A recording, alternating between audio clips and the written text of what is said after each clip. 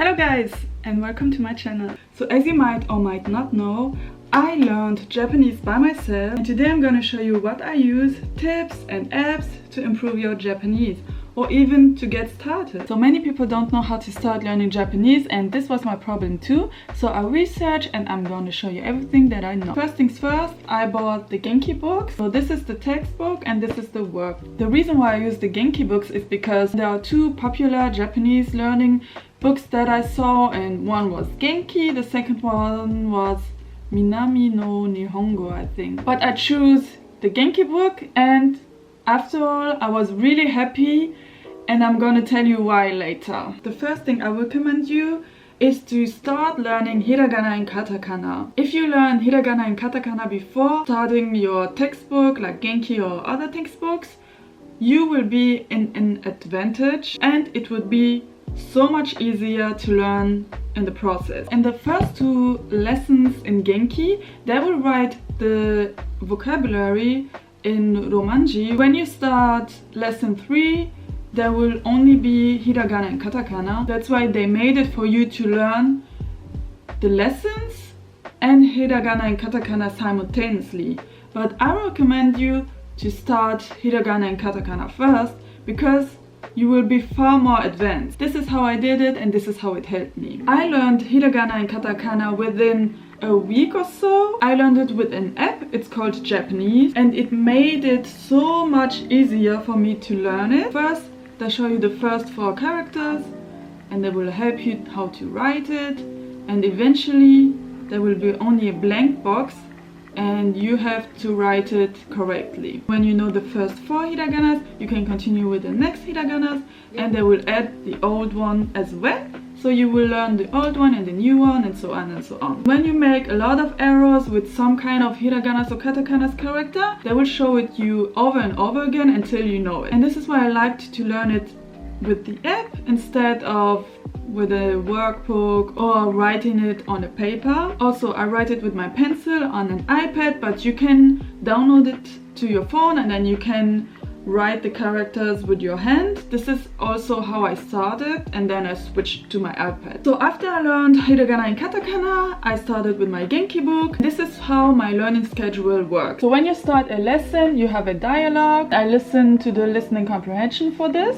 After that, I listen to the listening comprehension for the vocabulary. And now I'm gonna tell you why I was happy that I choose Genki. It's because I found a YouTuber, I'm gonna show it here and I'm gonna link it in the description box below. And he has for every lesson a video and he explains it so well, because sometimes when I was in the grammar section of the Genki and you read it, you don't completely understand it until you practice it. But with his videos, I understood it really well. I was able to learn it quickly, in my opinion. I found his videos when I was at lesson 4 or 5 and I realized that it was much easier than before when I didn't watch his videos. So when I am at the practice section, this is how I do it. I listen to the listening comprehension, and how it usually works is that they say something in the listening comprehension and you have to repeat it, but like the correct way or what you learned. For example, they ask something like, where is the restaurant? And you have to say, the restaurant is in front of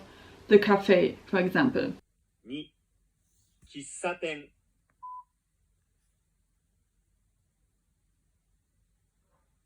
喫茶店はホテルの中です。 When they ask, where is the restaurant? I pause it, then I write it down in hiragana. The restaurant is in front of the cafe. And then I hit play and I listen if I write it down correctly. So with this method, I learn how to pronounce it, I learn how to write it in hiragana, and I also learn the topic. And this is why I recommend you to first learn hiragana and katakana, because you can practice simultaneously when you write it down. Later, when you learn kanji, eventually you will write it in hiragana, katakana and kanji. So you can practice your kanji as well. Speaking of kanji, I learned kanji with an app. It's called Kanji. What I love about this app is it is sectioned in the levels. If you don't know, level N5 is the lowest and level N1 is when you are fluent in Japanese. It is the same method like the app from the Hiragana and Katakana. So you write it down, and when you don't know the kanji very well, they will show it to you over and over again until you know it. Now let's talk about vocabulary. What I do is I write my vocabulary twice. Let me explain. So first things first is I want to learn Hiragana and Katakana and Kanji as much as I can. I don't want to forget them. So that's why I have a vocabulary book and I write them down in Hiragana and in English. Second is I use Quizlet. If you don't know what Quizlet is, it's an app where you can write your vocabulary. You can learn it with flashcards, you can learn it with writing it. I think I usually use the flashcards and when I want to test myself. So the thing is, when you want to write it on the Quizlet app, you have to add the Japanese language on your keyboard so you can write it in Japanese. And let me tell you, when I started it was kind of confusing, but this is how I write my vocabulary on paper and on Quizlet, because if I only do it on Quizlet, I will not be able to write them and I will only type them, if it makes sense. So let's continue with the reading practices. I use 3 apps. The first app that I use, it's called PIBO. They have a selection of children's book. You can turn the voice on so they read it with you, or you can read it by yourself. I like it because the words are not really difficult and I understand it most of the time. Also, it looks cute, it's easy, and the stories are not really long.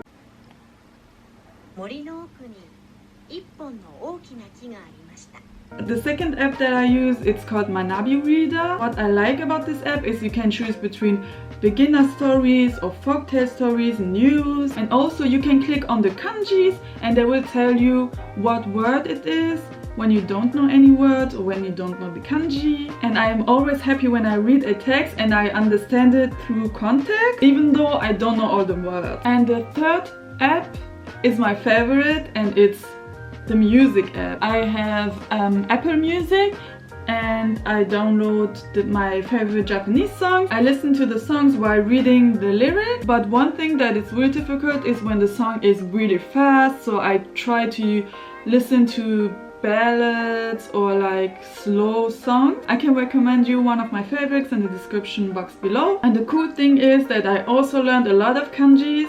I'm always happy when I recognize a kanji that I learned. So when the kanjis are combined, sometimes I forget the words because I know the kanjis all alone, but when they are together it's an entirely new word. But I find it really cool in a fun way to learn Japanese. Fun fact, this is also how I learned English when I was 16. If you have any Japanese songs recommendations, I would be more than happy if you can write it in the comments.